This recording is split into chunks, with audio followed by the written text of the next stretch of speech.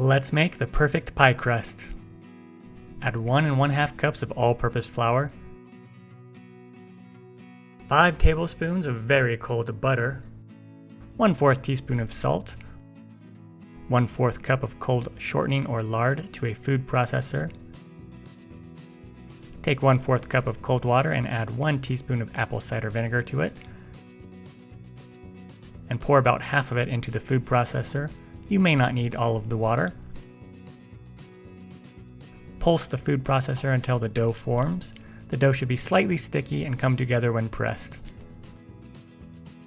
Pour dough onto a floured surface and bring it all together and shape it into a fat disc. Cover with plastic wrap and chill in the fridge for at least 30 minutes. Unwrap the dough and roll it out thin on a floured surface.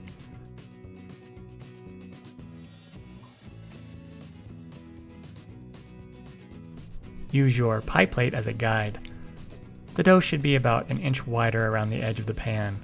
Add the rolled out dough to the pie tin. Don't worry if it tears, it'll stick back together in the pan.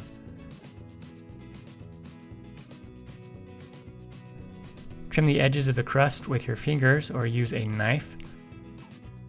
Fold up the edges to make them thicker. Leave as is. Or use your knuckles and index finger to make a design.